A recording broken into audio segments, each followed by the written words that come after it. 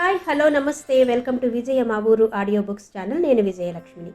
Friends, నవల స్రవంతిలో ఈరోజు మరో చక్కటి మీరు మెచ్చేటి నవలను మీ ముందుకు తీసుకొచ్చాను. ఈరోజు మీకు వినిపిస్తున్న నవల మాదిరెడ్డి సులోచన గారి వంశాంకురం. వంశాంకురం నవల ఆడియో మొదటి భాగం ఈరోజు మీకోసం.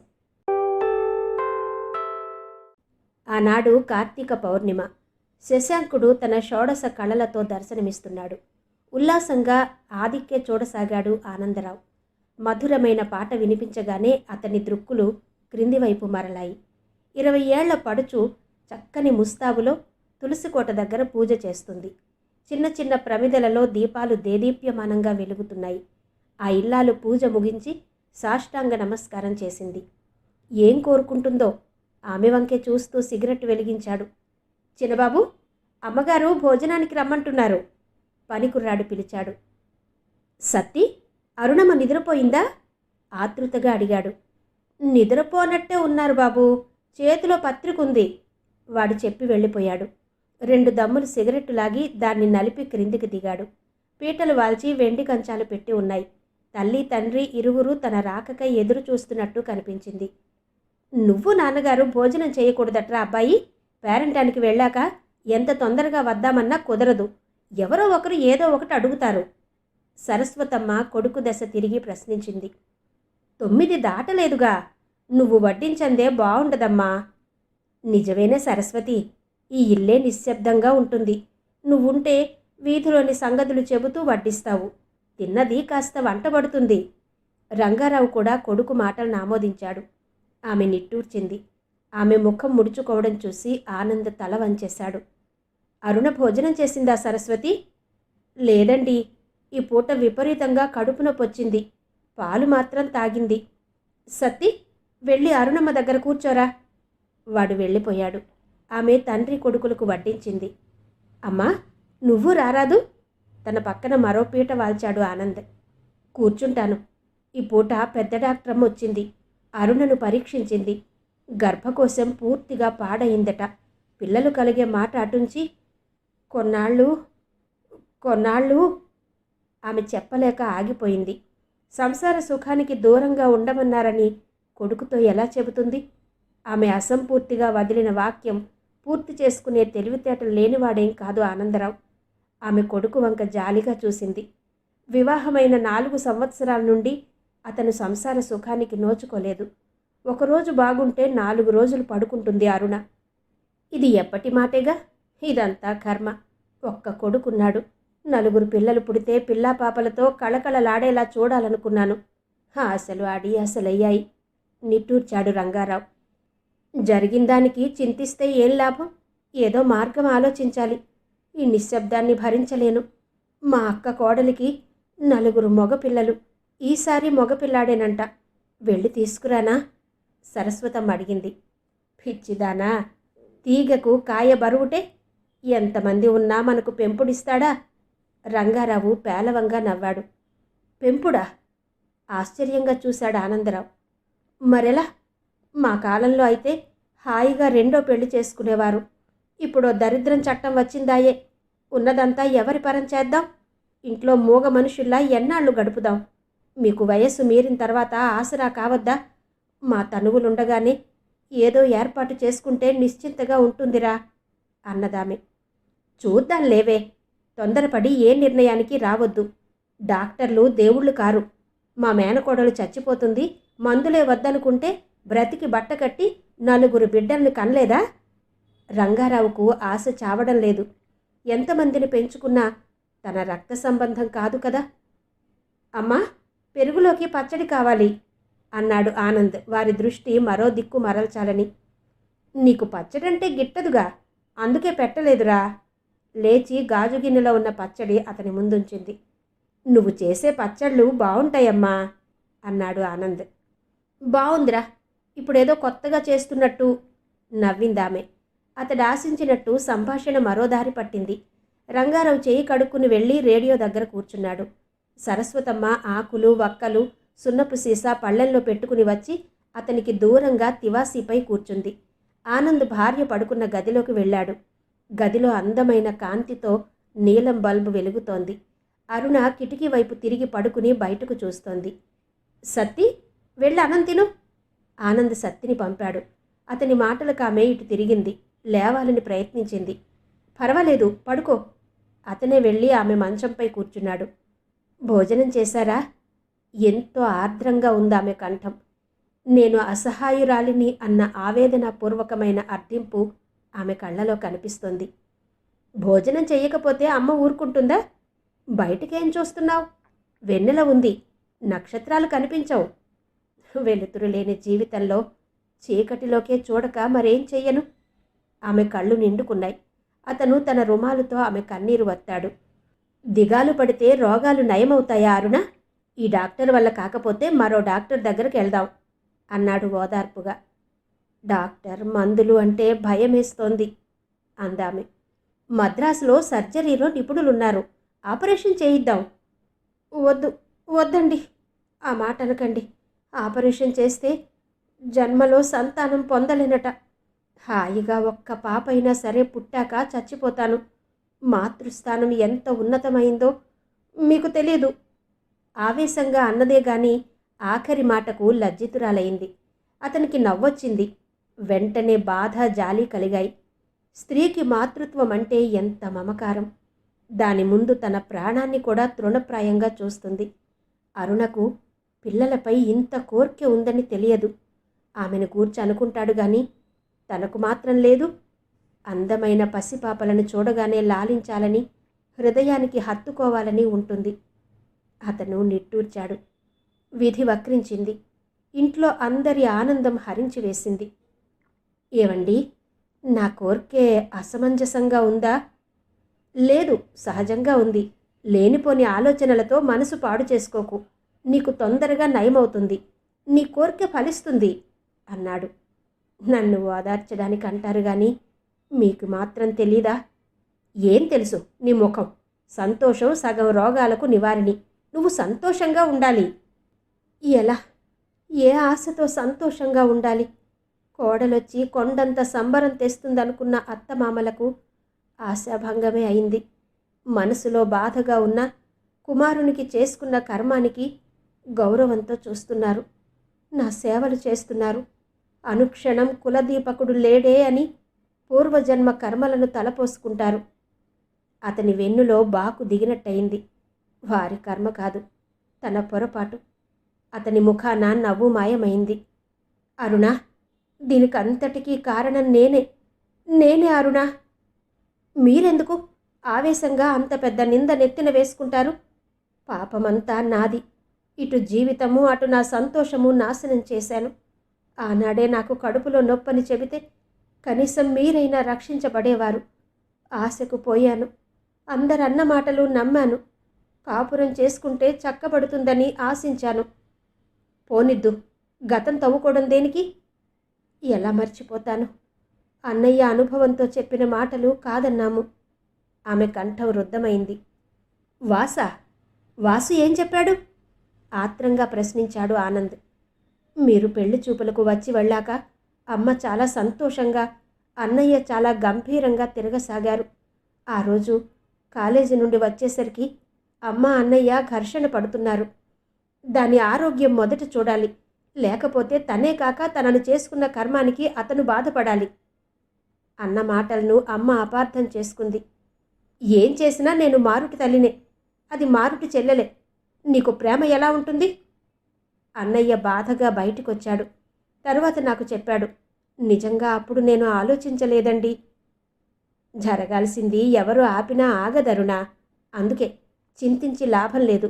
నీకు మాత్రం ఏం తెలుసు ఇలా అవుతుందని? మీ మంచితనంతో నా మతి పోతుంది. అందరూ ఆవేదనను దిగమింగి నా ఎదుట అతి సహజంగా ఉంటారు. అదే నేను భరించలేను. మోసం చేశానని తిట్టండి, నిందించండి, నాకు శాంతి లభిస్తుంది అంది అరుణ. పిచ్చిదానా, ఇందులో నువ్వు చేసిన మోసమేముంది? 1,00,000 రూపాయలు కట్నం అనగానే మేము దురాశకు పోయాము. అదంతా దేనికి? నిన్ను తిడితే ఒరిగే లాభం ఏముంది చెప్పు? పొద్దుపోయింది, పడుకో. అతను లేచాడు. ఆమె అతని చెయ్యి పట్టుకుంది. అతను వెనుతిరిగి చూశాడు. ఏంటరుణా, ఏం కావాలి? మీరిక్కడే పడుకోకూడదు. ఒంటరితనం నన్ను పీల్చివేస్తుందండి. అత్తయ్యతో చనువుగా కబుర్లు చెప్పలేను. కాస్త మాట్లాడుతూ అన్నీ మర్చిపోతాను ప్రాధేయపూర్వకంగా అడిగింది. నాపై నీకున్న నమ్మకం అమ్మకు లేదు. మరేం పర్వాలేదు. రేపు మరికొన్ని పుస్తకాలు పట్టుకొస్తాను. పడుకో. తన చేతిని పట్టుకున్న ఆమె చేతిని ముద్దు పెట్టుకుని వదిలాడు. అరుణ ఏదో చెప్పబోయింది. సరస్వతమ్మ తాంబూలం నములుతూ అలాగే ఆకు వక్కల పళ్ళెం పట్టుకునొచ్చింది. ఎదుటి మంచంపై చతకిలబడింది. నొప్పెలా ఉందమ్మాయి? ఇప్పుడంతగా లేదత్తయ్యా, నెమ్మదిగా జవాబు చెప్పింది అరుణ. భార్యకు కళ్లతోనే వస్తానని చెప్పి వెళ్ళిపోయాడు ఆనంద్. మరో కప్పు పాలు తాగుతావా? అడిగింది సరస్వతమ్మ. వద్దు, అవంటేనే అసహ్యం వేస్తోంది. అలాగంటే ఎలా?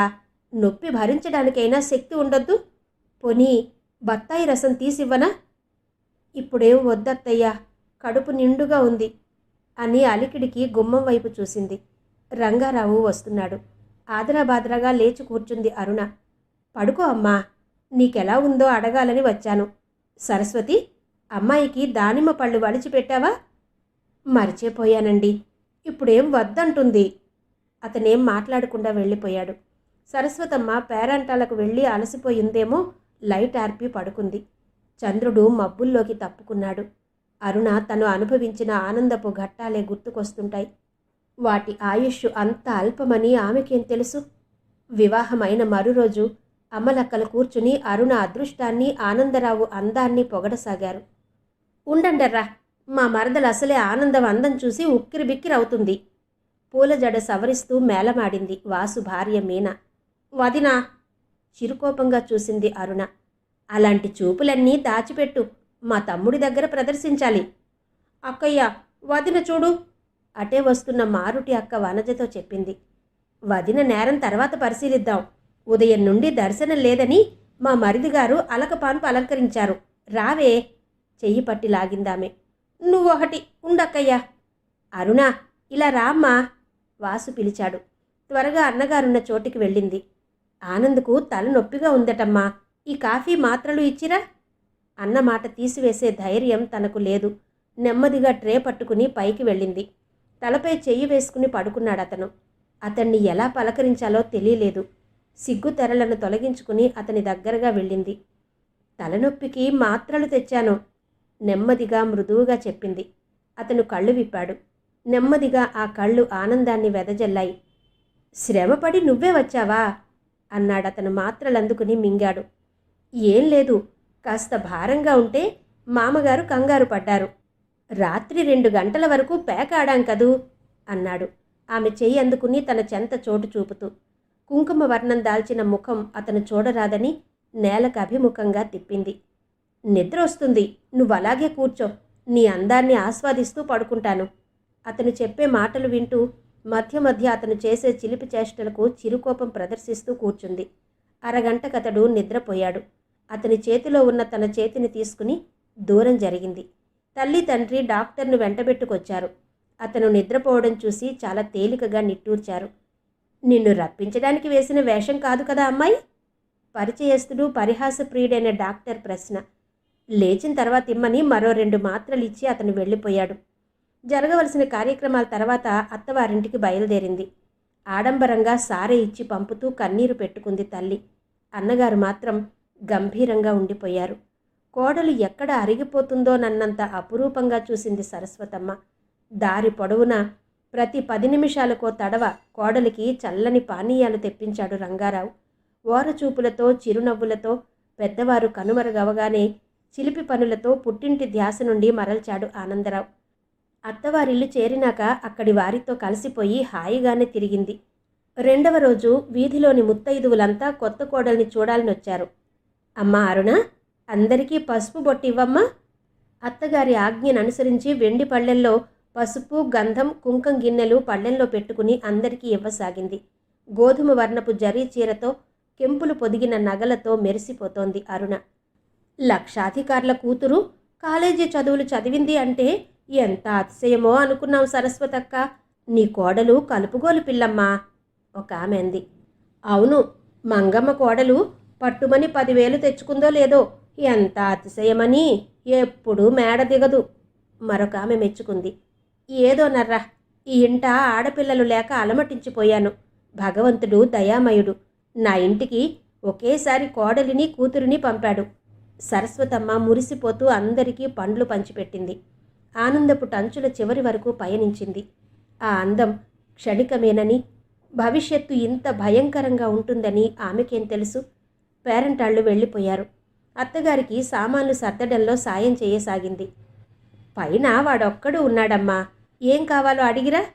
అత్తగారి మాటలు విని నెమ్మదిగా మేడమెట్లెక్కసాగింది. ఉన్నట్టుండి కడుపులో విపరీతమైన నొప్పి ప్రారంభమైంది.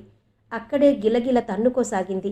ఆమె అరుపు విన్న ఆనంద్ గదిలో నుండి పరుగు పరుగున వచ్చి ఆమెనెత్తి గదిలోకి తీసుకుపోయాడు. అరు, ఏవైంది? మంచం మీద పడుకోబెట్టి అడిగాడు. ఆమె జవాబిచ్చే స్థితిలో లేదు. ఎన్నడూ ఎరగని బాధ మెలికలు తిరగసాగింది. అతను గాభరాగా తల్లిని పిలిచాడు. ఆమె వచ్చి కోడలు కడుపు నొక్కుతూ కూర్చుంది. నిశ్చయంగా దృష్టిరా, ఈ వీధిలో అన్ని హంగులున్నదెవరికి?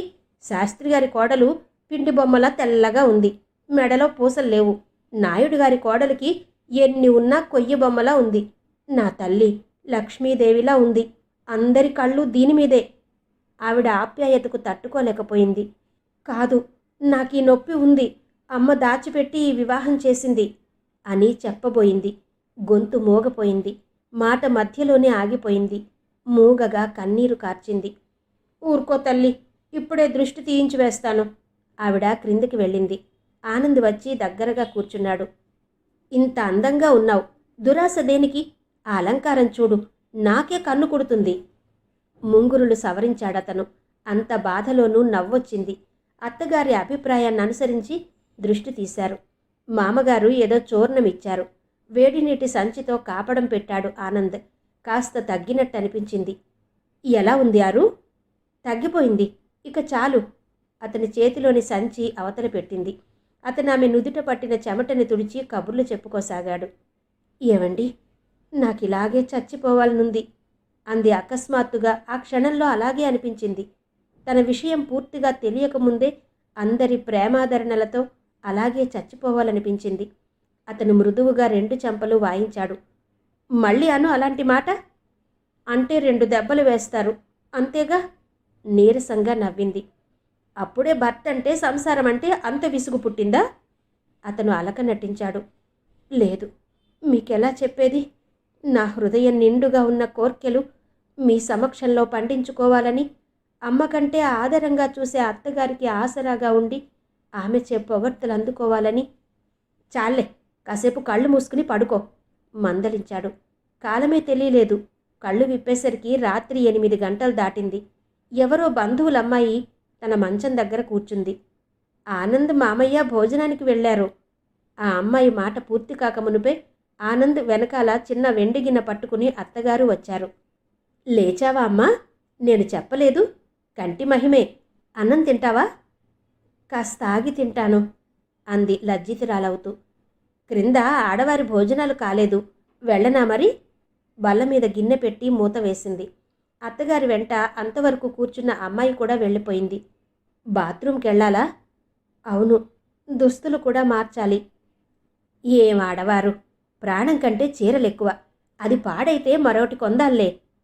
కొనరని కాదు, భగవంతుడు దయామయుడు, అన్నీ లోపం చెయ్యలేదు. ఏంటా పిచ్చి మాటలు? పిచ్చి మాటలా? మీకలాగే అనిపిస్తుంది. ఈ పట్టు చీరలో మహా ఉక్కగా ఉంది. ఆమె బాత్రూంకి వెళ్ళి కాళ్ళు చేతులు కడుక్కునే లోపల అతను పెట్టె తీసి కాటన్ చీర తీశాడు. ఆమె విప్పిన దుస్తులు స్టాండ్పై వేశాడు. మీ అమ్మగారు పొరపాటు చేశారు. ఏం చేశారు? గాభరా పడ్డట్టే అడిగింది. అంత గాభరా దేనికి? ఈ యువరానికి తోడుగా ఓ దాసిని పంపకూడదు? మహారాజు వంటి మామగారు ఆ కొరత తీరుస్తారులేండి. నవ్వుతూ దుస్తులు మార్చుకుంది అరుణ. ఆమె అన్నం తిని అలసటగా దిండు మీద వాలింది. అరు, నువ్వింత అందంగా ఎందుకున్నావు? మత్తుగా చూస్తూ ఆమె చెంతకు చేరాడు. అతని ఒడిలో తలపెట్టి అతని 2 చేతులు చెంపలకు రాసుకుంది. నేను ఈ గదిలో పడుకుని నిన్ను గూర్చి ఎన్ని ఊహించాను. అమ్మాయి గారేమో వస్తూనే ఓ వంక పెట్టారు అన్నాడు. పోదురు అన్ని కోతలు, అత్తగారు చెప్పలేదు? ఏం చెప్పింది? ఆత్రంగా చూశాడతను. మీరు మొన్నటి వరకు మద్రాసులోనే ఉన్నారని, 10 రోజుల క్రితమే ఈ గది ఖాళీ చేశారని. ఆమె నవ్వే ముఖంలోకి మరోసారి చూశాడు. అతని ముఖంలోని రంగులు మారాయి. ఆమెకేం అర్థం కాలేదు. నెమ్మదిగా ఆమె తలను దిండుపైకి చేర్చి బాల్కనీలోకి వెళ్ళిపోయాడు. అసలు సంగతి కనుక్కోవాలని లేచింది. వెంటనే వివేకం మేల్కొంది. అతన్ని ఏమడగాలి? తనూహించలేదా? అందమైన రేయి, నూతన దాంపత్యం, అతనికెన్నో కోర్కెలుంటాయి. అతనలా ఉద్రిక్తుడగుటలో సందేహం లేదు. అలాగే వెనక్కు వాలింది. కడుపులో సన్నగా సలుపుతూనే ఉంది.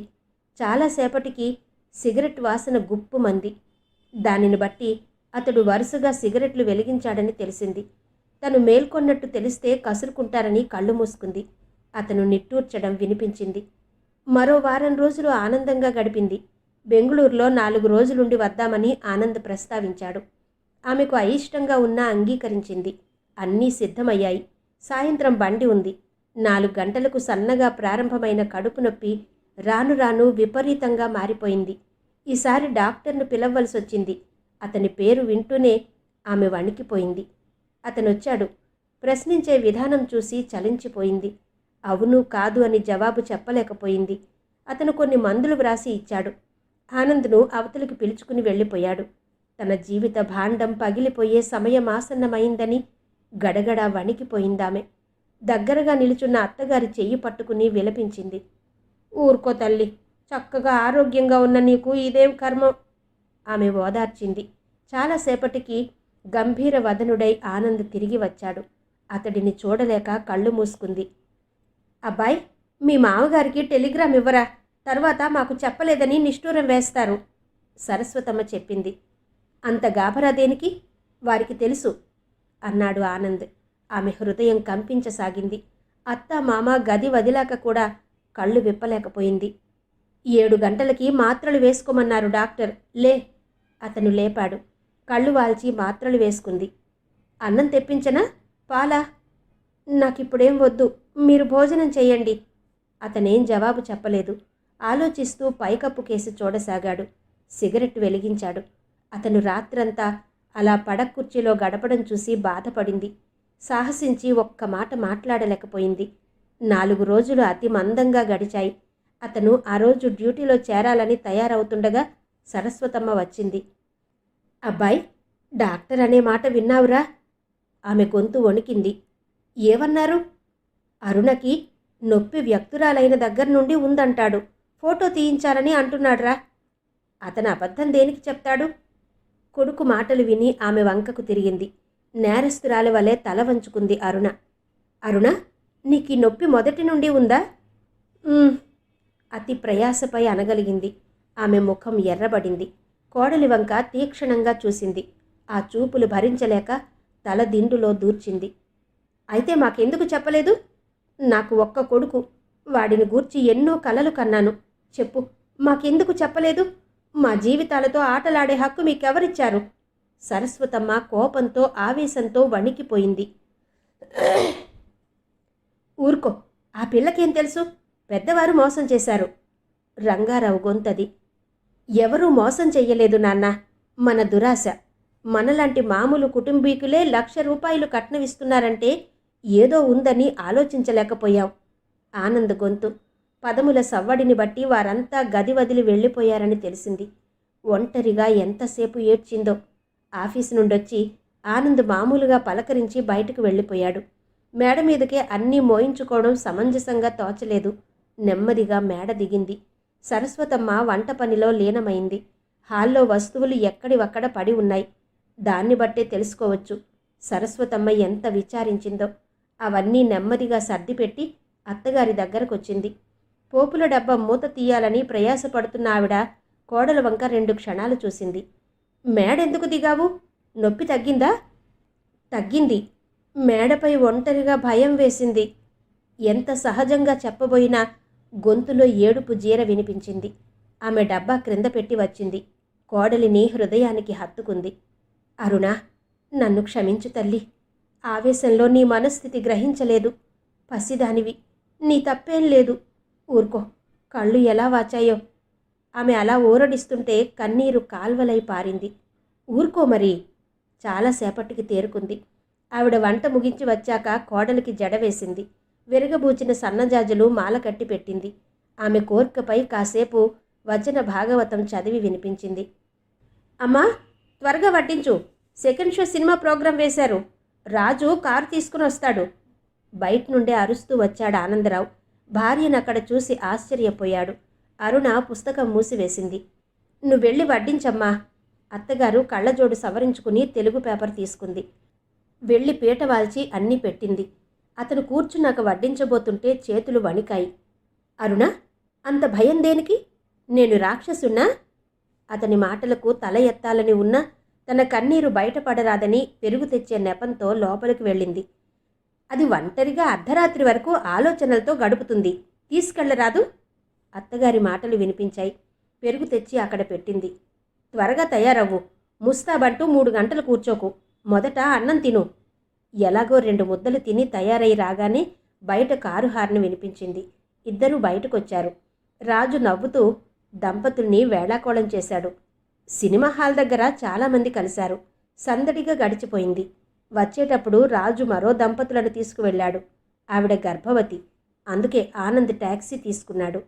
ఏమిటరుణా అంత మౌనంగా ఉన్నావు అని అడిగాడు. మీరు కారు కొనకూడదటండి అంది అతని భుజంపై తలవాలుస్తూ. మంచిది, రేపే నాన్నగారితో ప్రస్తావిస్తాను అన్నాడు. ఏ క్షణంలో నన్నెందుకు మోసం చేశావని అతడు అడుగుతాడోనని భయపడింది. అలాంటి ప్రస్తావనే తేలేదు. అందమైన ఆ రేయి అతనితో మధురానందాన్ని పంచుకుంది. అలాంటి ఆనందం అరుదైపోయింది. ఆనంద్ కారు కొన్నాడు. అత్తమామలు వచ్చి కన్నీటితో క్షమాపణ వేడుకున్నారు. అతను మౌనం వహించాడు. కాలం మందంగా గడుస్తుంది. ఆనాడు క్రూరమైన రాత్రి, తనను భర్త నుండి వేరు చేసిన దినం. 11 గంటలు దాటాక మెలకు వచ్చింది. ఆనంద్ పడకపై లేడు. లేచి బాల్కనీలోకి వెళ్ళింది. అతని ముందు సిగరెట్ పీకలు చెల్లా చెదురుగా పడి ఉన్నాయి. కుర్చీలో చేరగిలబడి నీలాకాశం కేసి చూస్తున్నాడు. ఏవండి? ప్రేమగా అతని జుట్టు నిమిరింది. నువ్వు పడుకోలేదా అరుణా? మీరిలా మేల్కొని ఉంటే నాకు నిద్ర ఎలా వస్తుంది? బావుంది.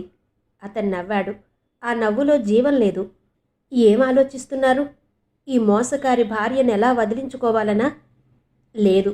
జీవితంలో ఒకరిని మోసం చేసిన వ్యక్తి ఎప్పుడో అప్పుడు మోసగించబడతాడనే సత్యం తెలుసుకున్నాను.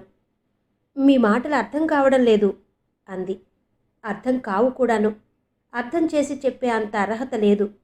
అతని కనుకొలకుల్లో నీళ్లు చూసి చలించిపోయింది. తనను గూర్చి అతనంత బాధపడతాడని ఎప్పుడూ ఊహించలేదు. నెమ్మదిగా అతని పాదాలపై తలపెట్టింది. నన్ను క్షమించండి. దురుద్దేశంతో మీ జీవితంలో ప్రవేశించలేదు. విధి ఇంత ప్రతికూలిస్తుందనుకోలేదు అంది. ఇదేం పని? లే. అతను లేచి ఒడిలోకి లాక్కున్నాడు. అరుణా, తప్పు నీది కాదు. మాట మాటకు ఆ విషయం ఎత్తకు. నీ పెద్ద కళ్ళు కాటుక పెడితే మరింత పెద్దవిగా కనిపిస్తాయి. రేపు ఆదివారం అలా కొండపల్లి వైపు వెళ్దాం. అతని ఒడిలో పడుకుని స్వర్గాలు చూసింది. కబుర్లు తెగడం లేదు. అలా ఆనందపు నీడలో నిదురలోకి తూలింది. తెల్లవారుతుండగా విపరీతమైన మూలుగుతో లేచింది. అందరూ పరిగెత్తుకొచ్చారు. ఆనంద్ డాక్టర్ దగ్గరకు పరిగెత్తాడు. డాక్టర్ వచ్చాడు. ఈసారి సరస్వతమ్మను దూరంగా తీసుకెళ్లి మాట్లాడాడు. అతను వెళ్ళిపోయాడు. సాయంత్రం ఆమె అరుణ పడక క్రింద గదిలోకి మార్చింది. మందు తినని రోజు లేదు. 4 రోజులు బావుంటుంది. ఆశతో ఆనందంతో తిరిగేసరికి తిరిగి నొప్పి వస్తుంది. 3 సంవత్సరాలు దాటింది. అలాగే గడుస్తోంది. ఆలోచనలు కట్టిపెట్టి నిద్రపోయింది అరుణ. ఇంచుమించు రోజు తలుసుకునే విషయాలు ఇవే. వెంకటేశ్వర సుప్రభాతం వినిపిస్తుండగా అదిరిపడి లేచింది. తొందరగా ముఖం కడిగి సత్తితో నీళ్లు తోడించుకుని తలారా స్నానం చేసి అత్తగారికి పూజలో సాయం చేసింది. ఇద్దరూ పూజ ముగించి బయటకొచ్చేసరికి వాకిట్లో బండి ఆగింది. సరస్వతమ్మ గుమ్మం వైపు చూసింది. ఆమె మేనకోడలు రుక్మిణి దిగుతుంది. ఆమెను పలకరించి తీసుకొచ్చింది. ఏవమ్మా చెల్లెలా, పడక వదిలి తిరుగుతున్నావా? అరుణను పలకరించింది. ఆమె మాటలు బాధ కలిగించినా చిరునవ్వుతో నమస్కరించింది. ఆమె 4 బిడ్డలు బిలబిలమంటూ వచ్చారు. చూడత్తయ్యా, ఈ పిల్లలు రాగానే ఇంటికెంత కళొచ్చిందో. ఏడి ఆనంద్? ఇంకా లేవలేదు, కూర్చోండి అంటూ పిల్లలను దగ్గరకు తీసుకుంది అరుణ. నేరస్తురాలిగా తల వంచేసుకుంది. సత్తిచేత అందరికీ కాఫీలు ఇప్పించింది. రంగారావు గారికి స్వయంగా తనే పట్టుకెళ్ళి ఇచ్చింది. కడుపు నొప్పి ఎలా ఉందమ్మా అడిగాడాయన. ఈ పూట లేదండి చెప్పి బయటకొచ్చి మరో గ్లాస్ తీసుకుని మేడపైకి వెళ్ళింది. ఆనంద్ ఇంకా ఆదమరచి నిద్రపోతున్నాడు. అతన్ని లేపాలని ఆనందంగా ముందుకు వేసిన అడుగు అక్కడే ఆగిపోయింది. అతని మంచం దగ్గర యాస్ట్రే నిండా సిగరెట్ పీకలున్నాయి. దాన్ని బట్టి ఊహించవచ్చు రాత్రి అతను నిద్రపోవడానికి ఎంత ప్రయత్నం చేశాడో. ఆమె హృదయంలో బాకు దిగినట్టే అయింది. కాఫీ బల్ల మీద పెట్టి నెమ్మదిగా అతని మంచంపై కూర్చుంది. ఒత్తైన నల్లని జుట్టు అతని ముఖంపై చిందరవందరగా పడి ఉంది. దాన్ని పైకి తోసింది. అతను వెంటనే మేల్కొన్నాడు. అతని పెదవులు సంతోషంగా విచ్చుకున్నాయి. ఎంత చిత్రమో చూడరునా అన్నాడు. చెప్పండి అంది అతని జుట్టుతో ఆడుకుంటూ. నేను నిన్ను గూర్చే తలచుకుంటున్నాను, నువ్వే ఎదురుగా కూర్చున్నావు. పోదురు అంది సంతోషాన్ని ఆపుతూ. కావాలంటే నా గుండెల దగ్గర చెవి పెట్టి విను, నీ పేరే వినిపిస్తుందో లేదో అన్నాడతను. ఆమె తల వంచి తన గుండెల మీద ఆంచుకున్నాడు. తడిగా ఉన్న ఆమె వెంట్రుకలు చక్కిలి గింతలు పెట్టాయి. అలా జుట్టును గుప్పెట్లో పట్టుకున్నాడు. లేవండి, కాఫీ చల్లారిపోతుంది. లేచి కూర్చుందామె. ముఖం కడిగాక మరోసారి తాగుతాను, ఇప్పుడు అదిలాతే. దిండు కానుకుని కూర్చున్నాడు. ఆమె కప్పు అందించింది. అతను కాఫీ తాగి బాత్రూంలో దూరాడు. గదంతా సర్దిపెట్టింది. 4 రోజుల నుండి తను పైకి రాలేదు. అంతా చిందరవందరగా కనిపించింది. అతని షర్ట్లు ప్యాంట్లు హ్యాంగర్లకేసి వార్డ్రోబ్లో పెట్టింది. ఆ రోజు కోసం దుస్తులు తీసింది. అతను స్నానం ముగించొచ్చాడు. ఆరు, రోజు ఇలాగే ప్రత్యక్షమై కావలసినవి చేస్తే అంటూ ఆగిపోయాడు. మీ పనులు చేయాలని నాకు మాత్రం ఉండదా? బాధగా చూసింది. నేను మరిచిపోయాను. ఈ పూట ఎలా ఉంది అడిగాడు. అబ్బబ్బా, కనిపించటం లేదు. అందరూ ఒకే ప్రశ్న. విసిగిపోయాను. అడగంలే. అతని బూట్లు తెచ్చిపెట్టి తలకు నూనె రాసిందామె. ఆమెను అలాగే దగ్గరకు తీసుకుని ఆవేశంగా ముఖమంతా ముద్దు పెట్టుకున్నాడు. అతని ఒడిలో అలాగే ఒరిగిపోయింది. నేనో మాట చెప్తాను, వింటారా? చెప్పు అరు. నీ మాట కాదని నేనెప్పుడైనా అన్నానా? విన్నాక కాదంటారేమోనని సందేహంగా చూసింది. లేదరుణా, ఏనాడు చేసుకున్న పాపమో.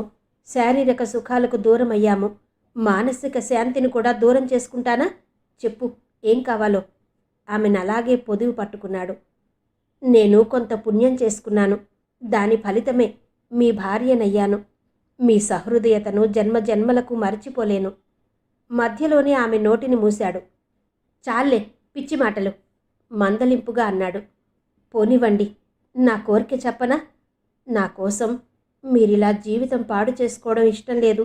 అత్తయ్య మామయ్య కూడా అనుక్షణం పసిపాపలకై అల్లాడిపోతున్నారు. ఎవరినైనా తెచ్చి పెంచుకునే ఉద్దేశంలో ఉన్నారు. ఎవరిని తెచ్చినా పెట్టడానికున్న స్వతంత్రం తిట్టడానికి ఉండదు. ఆ మాట నేను విన్నాను. నీకిష్టం లేదని చెప్పనా? నీకిష్టం లేని పని వారెన్నడూ చెయ్యరు అన్నాడు ఆనంద్. నా మాట పూర్తిగా వినండి. ఈ వయస్సులో వారి కోరిక కాదనడం భావ్యంగా ఉండదు.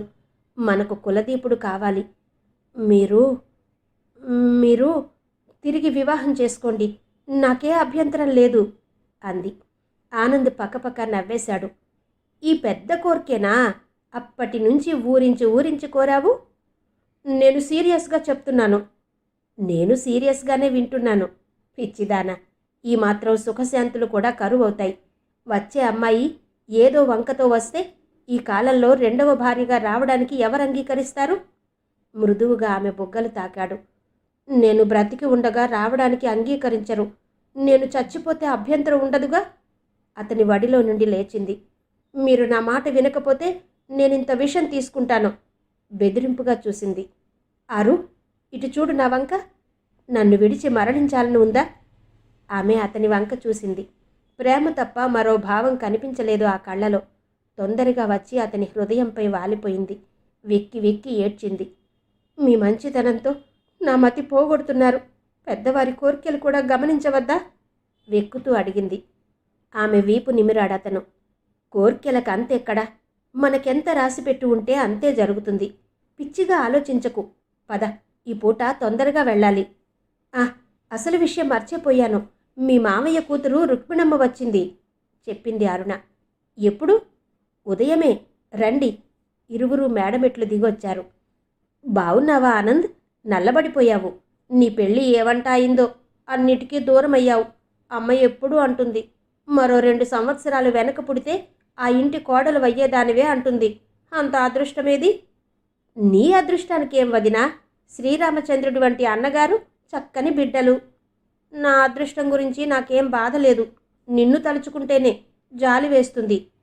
నువ్వు జాలి పడాల్సిన స్థితి నాకే ఉంది వదినా. అమృతమయ్యే అమ్మ, ఇప్పటికీ పసిపిల్లాడిలాగే చూసుకునే నాన్న, కనుసన్నలలో మెదిలే ఇల్లాలు. అతని మాటలకు అరుణ చిన్నగా నవ్వుకుంది. రుక్మిణి ముఖం మార్చుకుంది. అరుణ వెళ్ళి అత్తగారు వేసిన పెసరట్టు తెచ్చి అతని ముందు పెట్టింది. అరుణ, వదినకు కూడా పట్రా అన్నాడతను. ఎందుకులే, అత్తయ్యతో కూర్చుంటాను అంది. అతను పలహారం పూర్తి చేసి అరుణ అందించిన వక్కపొడి అందుకుని వెళ్ళిపోయాడు. గడప దాటుతూ ఆగి అరుణ వంక చూశాడు. ఏవైనా తేవాలా? మరిచిపోయాను, పుస్తకాలు తెస్తానన్నాను కదూ అన్నాడు. అలాగే 10వ నెంబరు అల్లిక సూదులు పట్టరండి, మీకోసం తెచ్చిన ఊలు అలాగే ఉంది. తలాడించి వెళ్ళిపోయాడతను. ఆమె వెన్నుతిరిగి వచ్చేసరికి రుక్మిణి గొంతు వినిపిస్తుంది. పడక మీద పడుకున్న రోగిష్టిదైనా మన వాడిని ఆడించేలాగుందే కోడలు. అదేం ఆడిస్తుంది పాపం, కాస్త ఒంట్లో నెమ్మదిగా ఉంటే లేచి సాయం చేస్తుంది. దాని గుణం బంగారమే. మా రాతే బావుండలేదు. నీది నిండు మనసులే అత్తయ్య. ఈ మధ్య బాబాయ్ వచ్చాడటగా? ఆహా, ఏం లేదు, అతనే అన్నాడు. సరస్వతక్క ఎవరైనా ఇస్తే ఓ పిల్లాడిని పెంచుకోవాలనుకుంటుందని. నిజమేనా? అబద్ధమేముందే రుక్మిణి, ఏదో ఇంట్లో సందడిగా ఉంటుందని. సత్తి, చిన్నమ్మనిలా పిలువు, రాత్రి తిండే తినలేదు, చల్లారిపోతుంది. ఆమె అలా అనడం రుక్మిణికి ఎంతమాత్రం నచ్చలేదు. మూతి ముడుచుకుంది. అరుణ వెళ్ళి వంటింటి గుమ్మంలో నిల్చుంది. మామగారు పలహారం చెయ్యరా అత్తయ్య? ఈ పూట శనివారం కదే, ఆయన మధ్యాహ్నం ఒకేసారి తింటారు. నువ్వు రుక్మిణి కూర్చోండి. ఇద్దరూ పలహారం పూర్తి చేశారు. రుక్మిణి ఆఖరి కొడుకు ముద్దొచ్చాడు. వాడిని దగ్గరకు పిలవబోయి ఆగిపోయింది. పుట్టినింటిలో జరిగిన ఓ సంగతి గుర్తుకొచ్చింది. గాలి మార్పుకని వెళ్ళింది. అప్పుడే మారుటి అన్న వాసు కూతురు పుట్టినరోజొచ్చింది. పిల్ల ముద్దుగా బొద్దుగా ఉండి అరుణను అత్త అత్త అంటూ వదిలేది కాదు. ఇద్దరికీ బాగా చనువు ఏర్పడింది. పుట్టినరోజు పండుగని వచ్చిన వాసు అత్తగారు అరుణ పాపల స్నేహం హర్షించలేకపోయింది. ఏవో మడత మాటలు అంటుంటే సహించలేకపోయింది. అన్నగారి మనసు తెలుసు. అందుకే ఆవిడ మాటలు లెక్క చేయనట్టే తిరిగింది. ఆమె కూతురికి బోధించడం మొదలుపెట్టింది. అందరికన్నూ ఒక్కలాగే ఉంటుందా? నీ పిల్లకు నువ్వు ముస్తాబు చెయ్యలేవు? గొడ్రాళ్ల దృష్టి మహా చెడ్డదమ్మా. ఉలిక్కి పడింది. తను గొడ్రాలా? అప్పటి నుండి పాపకు దూరంగా ఉండసాగింది. ఏ పాపను చూసినా ఎత్తుకో బుద్ధేసినా మనసు హెచ్చరిస్తుంది. నిట్టూర్చి గదిలోకి వెళ్ళిపోయింది. ఆ రోజు వంట తను ముట్టుకుంటే పెద్దవారిరువురికి పనికిరాదు. వస్తువులు సర్ది పుస్తకం పట్టుకుంది. మనసు చదువు మీదకి మళ్ళలేదు. ఎన్నో సమస్యలు ఆమె ముందు నిలిచాయి. ఒంటరిగా ఉండడం దుర్భరమనిపించింది. లేచి అత్తగారున్న చోటికి వెళ్ళింది. కూరగాయల బుట్ట చెత్తగా కనిపించింది. దాన్ని చక్కబెడుతూ కూర్చుంది. ఎంతోమందిని చూశాను. పిల్లలు లేనివారు ముద్దొచ్చిన పిల్లలను దగ్గరకు తీస్తారు. నీకు పిల్లలంటే అసహ్యం అరుణా? టపీమని అడిగింది రుక్మిణి. దానికి పిల్లలంటే అసహ్యమని నువ్వెలా అనుకున్నావు రుక్మిణి? అంది అత్తగారు. వచ్చినప్పటి నుండి చూస్తున్నాను. పిల్లల్ని పలకరించనైనా లేదు. మా చిన్నవాడిని బస్సులో బండిలో వెడుతున్నా తెలియని వారు కూడా ఎంతో ప్రేమగా ఎత్తుకుంటారు. అయితే అందరూ ఎత్తుకోవాలని ఎక్కడుంది? అది అసలే కడుపు నొప్పితో బాధపడుతుంది. పిల్లల్ని ఎత్తుకునే సత్తువేది? నువ్వు మరీనత్త, దగ్గరకు పిలవచ్చుగా. అవన్నీ అదృష్టవంతులకే రుక్మిణి. మాలాంటి దురదృష్టవంతులం ఇతరుల పిల్లలను ప్రేమగా చూసినా దృష్టి తగులుతుంది. అంత మాట ఎవరన్నారత్త? వారి నోరు పడిపోను అంది. ఎవరైనా అంటారు. అరుణ, సత్తిని పంపి కాసిన పచ్చిమిరపకాయలు తెప్పించమ్మా. అరుణ లేచింది. సత్తిని పంపించి మామగారికి పేపరు చదివి వినిపించింది. అతను కళ్ళు మూసుకున్నాడు. లేచి వెళ్ళి మంచంలో పడుకుంది. రుక్మిణి వచ్చింది. మాదిరెడ్డి సులోచన గారి నవల ధారావాహిక మొదటి భాగం విన్నారు కదా. మిగిలిన కథ తరువాతి భాగాల్లో వినిపిస్తాను. అంతవరకు సెలవు. నమస్తే.